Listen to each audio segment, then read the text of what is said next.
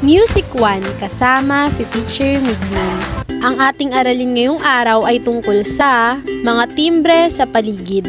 Sa pagtatapos ng pagtalakay, ang mga mag-aaral ay inaasahang nagpapakita ng pag-unawa sa pangunahing mga konsepto ng timbre, nakikilala ang iba't ibang tunog sa paligid at naisasagawa ang iba't ibang timbre, at naipapakilala ang mga pinagmulan ng mga tunog. Magandang araw! Kumusta kayo mga bata? Nagagalak akong malaman na kayo ay nasa mabuti at maayos na kalagayan. Ating simulan ng ating araw sa isang panalangin. Maaari ba kayong tumayo lahat? Itungo ang inyong mga ulo at ipikit ang inyong mga mata. Amen! Ang lahat ba ay nasasabik sa ating talakay ngayong araw? Magaling! Ngayong araw, tayo ay aawit at maglalaro. Handa ka na ba? Mahusay! May nakakaalam ba sa inyo ng awiting Doggy Doggy? Ito ang awiting gagamitin natin sa ating paglalaro. Para sa unat, ikalawang linya, tayo ay sabay-sabay na aawit ng mga linyang Doggy Doggy, where's your bone? Someone stole it from your home.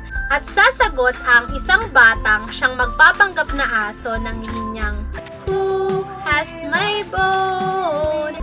At sasagot ang isang batang siyang gaganap na kumuha ng buto ng linyang I have your bone. Mga tuntunin sa laro. Kayo ay uupo ng pabilog. At mayroong isang batang uupo sa gitna at siya ang gaganap bilang aso.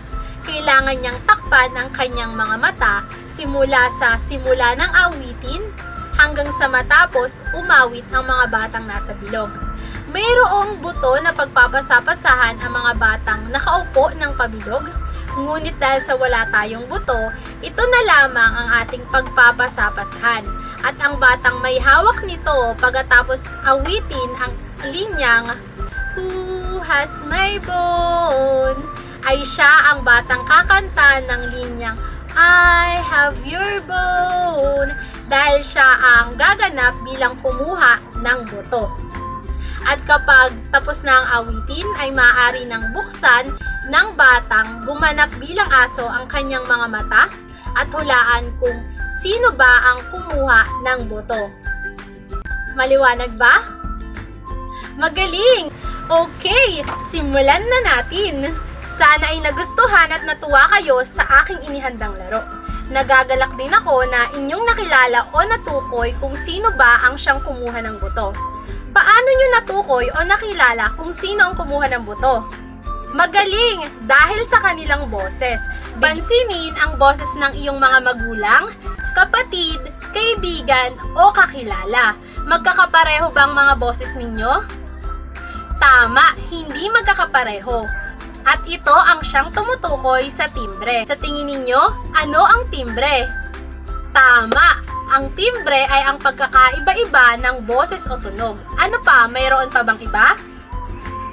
Magaling! Ang lahat ng inyong kasagutan ay tama. Puno ng kawili-wiling tunog ang ating mundo. May sariling tunog ang bawat bagay. Ito ang dahilan kaya ang boses mo ay iba sa boses ng iyong kapatid o mga kamag-aral. Sabay-sabay at dahan-dahan nating basahin ang kahulugan ng timbre. Sa musika, timbre ang tawag sa kagandahan at pagkakaiba-iba ng tunog. Ito ang nagbibigay sa iyong boses ng natatanging kalidad. Napakahusay ninyong lahat bumasa. Sa tingin ninyo, saan nagmumula ang mga tunog? Magaling! Ang mga tunog na ating naririnig sa ating paligid ay maaaring nagmula sa bagay. Kung minsan, ang mga tunog na ating naririnig ay mula sa mga bagay katulad ng alarm clock, telepono, at pito. Maaari ba kayong magbigay ng iba pang mga bagay na may tunog? Magaling! Ang sumunod ay hayop. Kung minsan naman, ito ay mula sa mga huni ng hayop, katulad ng elepante, ibon, at iba pa.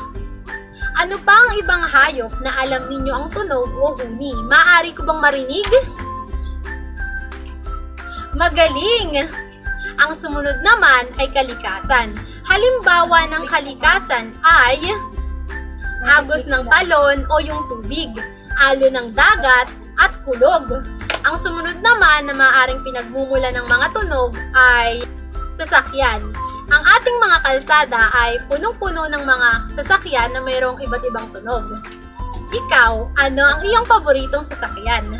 Maaari ko bang marinig ang tunog nito? Mahusay! Ang sunod naman na maaaring pinagmumula ng mga tunog ay instrumentong pangmusika. Ang ating mga instrumentong pangmusika ay nakakalikha ng mga nakakamanghang tunog na siyang nagpapaganda sa ating mga awitin. Naiintindihan ba? Magaling! Ngayon na nasisigurado ko na alam nyo na ang kahulugan ng timbre at ang konsepto nito, magkakaroon tayo ng isang masayang aktibidad. Ako ay may mga larawang ipapakita sa inyo at kailangan ninyong gawin o iparinig sa akin kung ano ba ang tunog nito. Ang tamang makagawa ng mga tunog ay may premyo. Gusto nyo ba yon? Okay, simulan na natin. Unang larawan. Pangalawang larawan. Bigyan natin sila ng Aling Dunisha clap. 1, 2, 3. 1, 2, 3. Very good, very good, very good. Ikatlong larawan. Ikaapat na larawan. Bigyan natin sila ng ang galing clap. 1, 2. Ang galing. 1, 2. Ang galing. 1, 2, 3. Ang galing-galing. Ikalimang larawan. Ika-anim na larawan. Bigyan natin sila ng good job clap. G, double O, D, J, O, V. Good job. Good job. Good job! Napakahusay ninyong lahat sa mga tunog. Ngayon naman, tayo ay dumako sa ating maikling pagsusulit. Ako ay may inihandang 5 larawan. At nais kong tukuyin ninyo at lagyan ng check ang hanay na pinanggagalingan ng tunog ng mga ito. Kayo ay maaari nang magsimula. Kung tapos na ay maaari na ninyo itong ipasa. Binabati ko kayong lahat dahil napakahusay ninyo ngayong araw. Hanggang dito na lamang. Sana kayo ay natuto ngayong araw. Salamat sa pakikinig. Hanggang sa muli mga bata. Paalam!